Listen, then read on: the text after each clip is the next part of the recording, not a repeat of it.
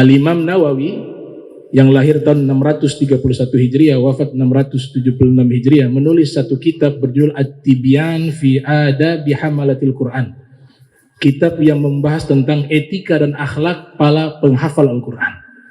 Al-Habib Abdullah Al-Haddad di dalam kitab At-Tazkiratul Ammah atau Da'watul Tammah wa Tazkiratul Ammah menyebutkan penghafal Al-Quran ada dua. Ada hamalatul Quran hakikiyah, ada hamalatul Quran majaziyah. Penghafal Al-Quran yang hakiki, dia menghafal Al-Quran dan dia mengamalkan seluruh isi Al-Quran, dan dia menjaga kehormatan Al-Quran, adabnya, akhlaknya terhadap Al-Quran. Itu disebut penghafal Al-Quran hakiki. Kalau penghafal Al-Quran sekedar menghafal nilai-nilai kebaikan di dalam Al-Quran, dia tidak amalkan, maka dikatakan penghafal Al-Quran kiasan saja. Dan itu tidak dimuliakan oleh Allah Subhanahu wa ta'ala. Imam Haddad mengatakan bahwa penghafal Al-Quran ini, Imam Nawawi sebutkan dalam kitab At-Tibyan, salah satu simbol besarnya Allah. Masuk dalam ayat sya'airullah, termasuk simbol-simbol kebesaran Allah. Imam Nawawi mengatakan ini salah satu contoh. Dia adalah simbol Allah yang terbesar, yaitu para penghafal Al-Quran. Maka harus muliakan dia, hormati dia. Yang kedua, Syekhun Kabir, yaitu orang yang sudah sepuh, sudah tua. Bahkan ada hadis Nabi katakan, laisa minna man lam yuwaqqir kabirana wa lam yarham saghirana, atau kama qala Nabi sallallahu alaihi wasallam. Bukan golongan kami orang yang tidak menghormati orang tua kami, orang besar kami. Maknanya bisa dua, besar atau tua dari sisi usia, atau dia masih muda tapi besar ilmunya, sehingga dia juga harus dimuliakan. Dan bukan golongan kami orang yang meremehkan orang-orang kecil. Bisa diartikan dua, orang kecil usianya muda, atau orang yang susah, orang fakir miskin, itu disuruh kasih sayang kepada mereka. Al-barakah ma'a akabirikum, keberkahan bersama orang-orang tua kalian. Artinya orang tua itu adalah simbol Allah, kita wajib hormati. Yang ketiga, imamun adil, pemimpin yang adil. Dia seorang pemimpin dan dia seorang yang soleh dan adil. Itu juga adalah simbol-simbol kebesaran Allah. Ini yang dijelaskan oleh Imam Nawawi dalam kitab At-Tibyan. Begitu besarnya derajat pemimpin yang adil, sehingga gurunya Imam Syafi'i, Al-Imam Fudail bin Iyad, mengatakan laukanat li da'watun mustajabah la'ad'u biha lil imamil adil, atau kama qala. Kata Fudail bin Iyad, seandainya saya memiliki satu doa mustajab, maka doa ini saya gunakan khusus kepada imam yang adil. Saya doakan dia agar dia bisa menjalankan jabatannya dengan adil dan baik.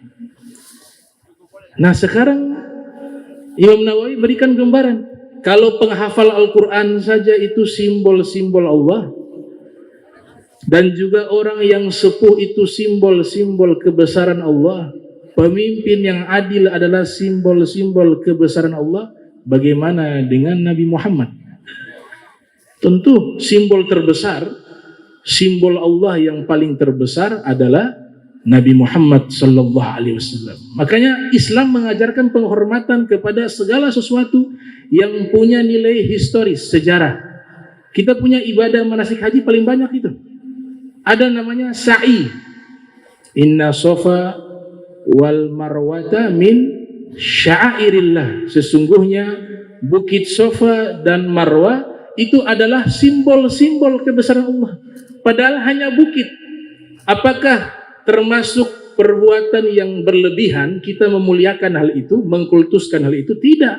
Di sini Allah mengajarkan kita menghormati, menghargai simbol-simbol kebesaran Allah, karena Bukit Safa dan Marwah menjadi tempat bersejarah di mana dahulu seorang wanita soleha, ibunda dari Nabi Ismail, Siti Hajar, beliau lari kecil di situ.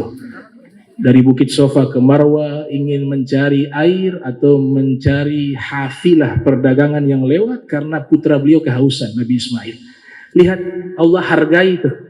Allah berikan penghormatan. Kita disuruh mengenang setiap melaksanakan ibadah haji dan umrah, kita sa'i. Kenapa? Karena di situ penghormatan Allah, ada nilai sejarah di situ. Bukan sekedar hanya bukit yang disusun oleh batu-batuan, tapi di situ ada nilai-nilai sejarah yang wajib kita muliakan, wajib kita hormati, bahkan menjadi hukum ibadah. Jadi rukun. Ibadah haji kalau tidak sa'i gak sah. Tapi dibayar dam masih ganti. Itu penghormatan Allah Ta'ala kepada simbol-simbol kebesaran Allah. Ada yang lebih dahsyat lagi. Batu. Hajar Aswad itu batu. Tapi simbolnya luar biasa. Sunnahnya dicium.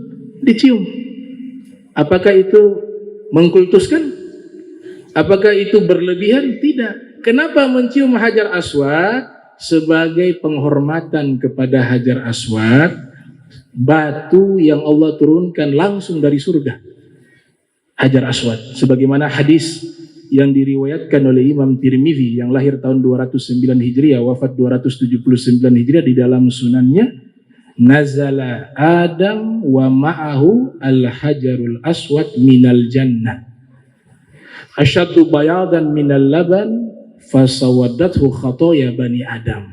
Nabi Adam turun bersama Hajar Aswad dari surga. Dulu batu Hajar Aswad lebih putih daripada susu. Lalu dosa-dosa anak Adam membuat ia berubah menjadi hitam. Sunnahnya apa? Dicium. Kenapa dicium? Penghormatan kepada Hajar Aswad. Walaupun itu batu, sama seperti batu. Tapi ada perbedaan. Yang lain batu di dunia. Ini batu dari surga. Sunnahnya dicium. Kalau batu saja, syariat memberikan satu arahan untuk menghormatinya dengan simbol mencium. Bagaimana dengan Sayyiduna Muhammad Sallallahu Alaihi Wasallam? Makanya Sayyidina Umar bin Khattab itu, dia katakan di dalam riwayat, disebutkan oleh Al-Imam Bukhari yang lahir tahun 194 Hijriah, wafat 256 Hijriah, di dalam sahihnya, dia melihat Nabi setiap mendekati Hajar Aswad mencium Hajar Aswad. Kemudian Sayyidina Umar bin Khattab ketika hendak mau mencium Hajar Aswad, dia katakan, inni a'lamu annaka hajar. Wahai Hajar Aswad, saya tahu kamu ini hanya batu. La tanfa' wa la tadur. Kau tidak bisa memberikan manfaat, juga tidak bisa memberikan mudarat, bahaya. Laula ra'aitu an-nabiyya Muhammadan sallallahu alaihi wasallam qabbalak ma qabbaltuk abada. Kalau bukan karena saya melihat Nabi Muhammad SAW mencium dirimu, maka saya tidak akan mencium dirimu selama-lamanya. Karena apa sebab? Karena ittiba, mengikuti Nabi, Nabi menciumnya. Itu Nabi ajarkan penghormatan kepada Hajar Aswad, karena batu ini punya nilai sejarah, punya nilai historis, dan juga berasal dari tempat yang mulia, surganya Allah. Maka diekspresikan rasa penghormatan itu dengan mencium. Jadi makhlul qiyam itu begitu. Sama seperti hukum tepuk tangan. Kalau bicara hukum tepuk tangan, ya awalnya mubah tepuk tangan. Karena di dalam sholat juga, kalau golongan wanita itu isyarat mengingatkan kan dengan tepuk tangan. Kadang-kadang dibawa ke masalah akidah, sehingga nanti jadi rusak ini hukum. Tidak bisa bedakan mana masalah hukum halal haram, makruh mubah, dengan masalah kafir, syirik, zindik. Itu zaman sekarang campur aduk, sehingga keluar fatwa-fatwa yang aneh. Misalnya, saya baca dalam kitab Majmu Fatawa, saya tidak perlu sebut namanya, di situ ada riwayat mengatakan mencuci daging hewan yang dikurbankan di saat hari raya Idul Adha itu adalah perbuatan bid'ah. Karena tidak ada riwayat, menurut beliau ya, karena tidak ada riwayat yang menyebutkan Nabi setelah menyembelih hewan kurban dagingnya dicuci. Jadi mencuci hukumnya bid'ah. Itu salah satu contoh tuh. Salah satu contoh. Melafatkan niat usolli fardha maghribi 3 raka'atin ila akhir. Melafatkan niat kalau dilakukan dengan sengaja dia sudah melakukan satu perkara bid'ah. Diminta orang yang melafatkan niat untuk bertobat, jangan lagi lafatkan niat. Kalau masih terus melafatkan niat dan sudah diajak bertobat tidak mau, kutil. Bisa dihukum mati, bisa dibunuh. Nah ini sekarang ajarannya semacam ini, campur aduk, gak bisa bedakan mana masalah fikih, mana masalah akidah. Sampai keluar fatwa yang sangat lucu fatwa. Menggunakan baju bola yang ada tulisan pemain bola di belakangnya dan pemain bolanya itu orang kafir, maka dia syirik.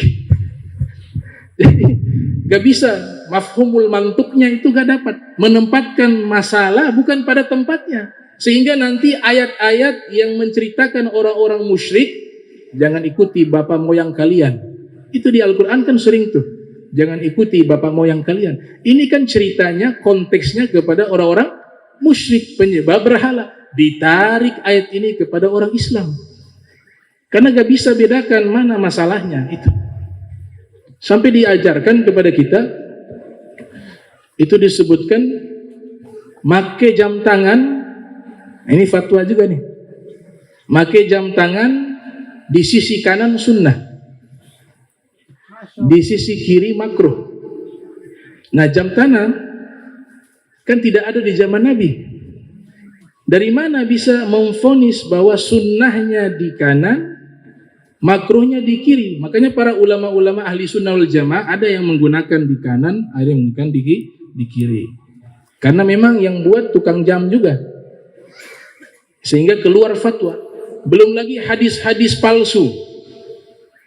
Hadis palsu, ada hadis yang sahih, yang hasan, al-habbatu sauda shifa'un min kulli da' illal haram, ya. Jinten hitam obat dari segala penyakit kecuali tua atau kematian dalam satu riwayat.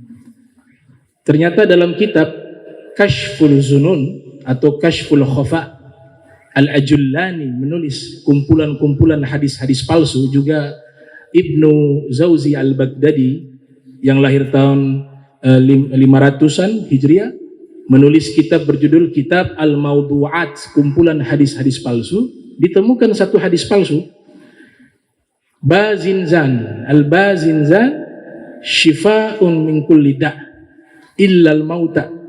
Bazinzan itu artinya fofoki. Fofoki adalah obat dari segala penyakit kecuali kematian. Diteliti oleh ulama hadis, sanadnya tidak ada, rawinya tidak ada, tidak termaktub dalam kutubus sittah. Ternyata diselidiki oleh para muhaddisun, oh yang ngarang penjual fofoki. Karena kalah saingan, kalah laku dengan penjual jinten hitam. Jinten hitam laku, hadisnya ada. Walaupun tidak dibenarkan, ya, mengobral dagangan biar laku, bawa ayat, bawa hadis. Walaupun itu, ya riwayatnya adalah, gak ada masalah sih. Cuma lebih bijak lagi, jangan mengobral dagangan, banyak mengeluarkan ayat-ayat dan hadis. Apalagi niatnya uangnya itu untuk pribadi. Kalau untuk umat silakan. Nah, pedagang fofoki ini kalah saingan dengan pedagang jinten hitam. Dia selidiki, oh dia laku karena ada hadis. Akhirnya dibuatlah hadis yang mirip redaksinya, tapi diganti dengan fofoki. Jinten hitam diganti dengan fofoki. Ya, di sini penempatan masalah itu kita harus bijak. Jangan mudah mengkafirkan, jangan mudah mengharamkan. Semua sudah ada alirannya, jalurnya. Kalau bicara akidah, ilmu tauhid, ilmu kalam, lihat para pakar tuh. Bagaimana sih menghukumi sesuatu jika dia kafir, dia syirik, itu tidak mudah. Makanya Profesor Dr. Syekh Ali Jum'ah mengatakan muslim itu disebut dengan as-su'bah. Artinya apa? Ketika seseorang sudah masuk ke dalam agama Islam, sudah sulit keluar dari Islam. Di sini kebalik, dikeluarkan orang dari agama Islam. Ada juga yang menarik, hari libur, hari Jumat bid'ah. Jadi karena tidak ada dalil Nabi pernah liburkan di hari Jumat. Ini yang lucu, Nabi belum buat sekolah zaman itu. Bagaimana bisa menetapkan hari libur? Jadi kadang-kadang akal ini dipakai. Ada juga pernah saya dialog dengan salah satu ulama lah, taruhlah. Dia seorang dokter di luar negeri. Datang ke Ternate. Saya sempat dialog tuh. Karena ketika mau foto, dia teriak, haram foto. Saya kaget. Lucunya lagi, rekam halal. Foto haram, rekamnya halal. Baik. Saya selesai acara, saya tinggalkan, saya dipanggil sama beliau. Tadi khutbahnya bagus, karena waktu itu saya khutbah Jumat. Cuma itu toha jangan artikan ya Habibi, jangan artikan ya Muhammad, bid'ah katanya. Itu riwayat lemah. Oh, berarti ini dia. Saya mau luruskan perkara tadi. Saya mengatakan, ya Syekh, antum katanya lulusan Al-Azhar, doktor. Nah, saya mau tanya tadi, sudah yang toha tadi, antum kan mazhab Maliki, karena dia datang, imam tidak baca bismillah. Ketahuan dari bacaan, kalau tidak baca bismillah di surat Fatihah, mazhab Maliki. Kalau mazhab Hambali, mazhab Hanafi dibaca secara sir. Kalau mazhab Syafi'i harus dibaca. Kalau tidak dibaca, batal surat kita. Karena basmalah bagian dari surat Al-Fatihah. Ikut yang itu, jangan berangkat keluar, ngambil di sana, bawa ke sini. Enggak. Kita punya ajaran ini juga landasan ilmunya ada. Mazhab Syafi'i wajib membaca basmalah, dia tidak baca. Baik, maka saya paham betul ini mazhab Maliki. Maka saya mengatakan, wahai Syekh, antum katanya mazhab Maliki. Itu di dalam kitab Asy-Syifa li Hugugil Mustafa, namanya Al-Imam Qadi Iyad. Itu kan mazhabnya Maliki di Spanyol, Andalus. Beliau mengatakan toha itu artinya ya habibi isnaduhu hasan, sanadnya hasan. Jadi riwayat dari mazhab Maliki mengatakan toha itu artinya wahai kekasihku Nabi Muhammad, itu riwayat yang bagus. Itu mazhab Maliki itu. Antum pernah baca gak takhrijnya dalam kitab Nasimur Riyad yang mensyarahkan kitab Asy-Syifa? Oh, saya belum baca, Bib. Nah, itu belum baca, tapi sudah mengatakan riwayat palsu, padahal ulamanya sendiri yang mengatakan hadis hasan. Dia mau pergi, saya tahan. Sabar dulu, belum selesai. Tadi, mohon maaf, mau foto, antum teriak haram, jangan foto. Saya mau tanya, ulama siapa yang mengharamkan itu foto? Antum tahu tidak, mufti terdahulu namanya Syekh Bakhit Al-Muti Al-Hanafi. Itu guru besar di Al-Azhar Asy-Syarif, mufti lagi. Beliau menulis satu kitab berjudul Al-Jawabu Syafi fi Ibahati Taswir Fotografi, membahas tentang hukum fotografi. Kesimpulannya, hukum fotografi itu sama seperti bercermin. Kita cermin, kalau gambarnya bagus ya halal, kalau telanjang haram. Lihat dari cermin, ada sosok lain yang melihat, ada orang lain di cermin berkata, kita lihat, kalau bukan istri kita haram. Kalau kita sendiri melihat telanjang makruh, lihat diri sendiri telanjang makruh. Nah, itu kesimpulan dari mufti Mesir. Lantas dari mana antum mengatakan haram? Padahal ini guru besar Al-Azhar yang tempat antum sekolah. Dia mengatakan, Ibnu Taimiyah mengatakan haram. Lebih lucu lagi, saya bilang, Ibnu Taimiyah itu zamannya belum ada foto. Foto itu baru. Foto pertama kali digunakan di Prancis, bukan di Suriah. Di Prancis, hitam putih dulu, baru berubah foto warna. Bagaimana? Gak bisa jawab. Kemudian saya katakan, nah, yang saya heran hukum rekam halal. Itu aneh bagi saya. Padahal hukum rekam dengan foto sama. Karena kalau kita lihat video, Kita pause kan jadi foto. Pause kan dia berdiam. Pause. Berarti ketika pause haram. Ketika dinyalakan, diaktifkan lagi halal. Ini menjadi hukum yang sangat lucu.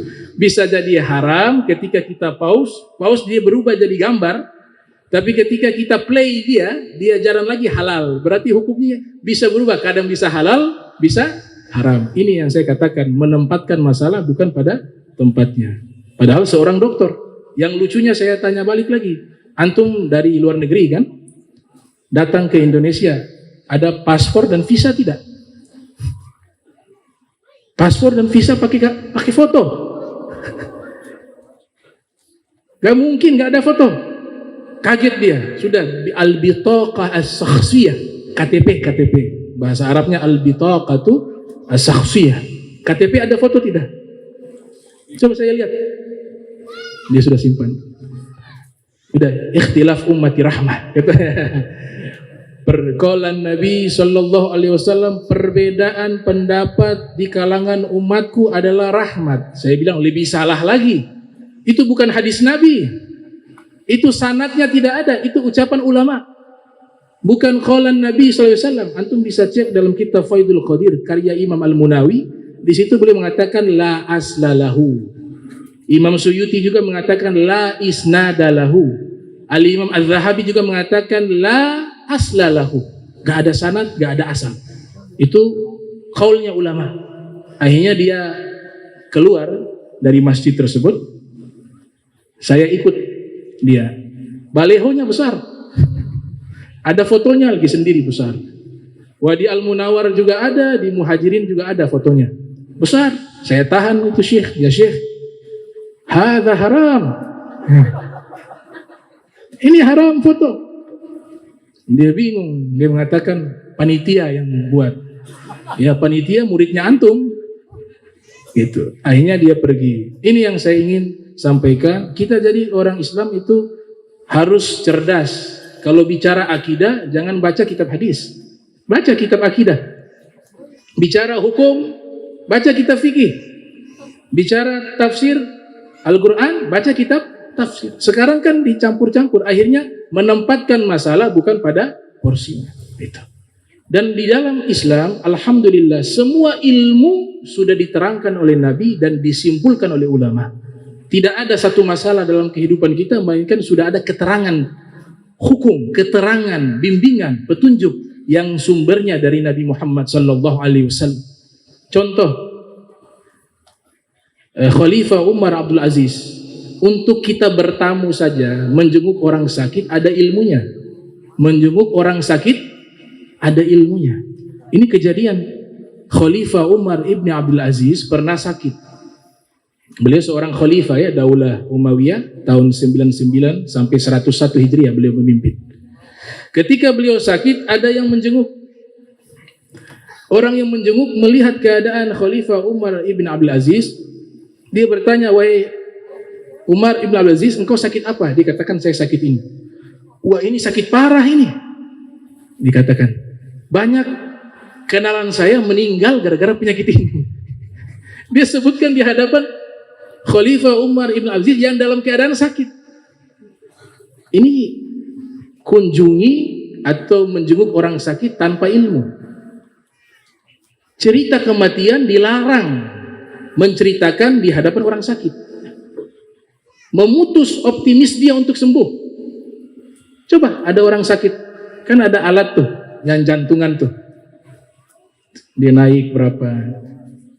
Yang datang menjenguk semuanya cerita mati tuh. Pasti dia turun.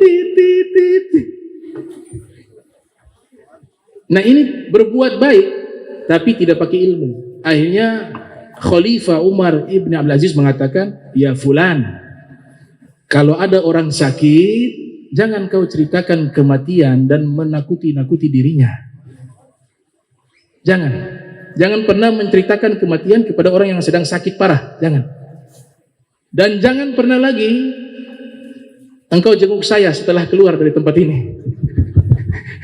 Itu pesan dari Khalifah Umar ibn Abdul Aziz. Jadi begitulah Islam, semuanya diatur. Lempar jumroh. Itu kan simbol melempar dan melawan syaitan, tapi setannya tidak ada di situ. Setan itu ada di mana-mana. Tapi itu sebagai simbol bagaimana kita harus melawan kejahatan. Simbolnya dengan lempar jumroh.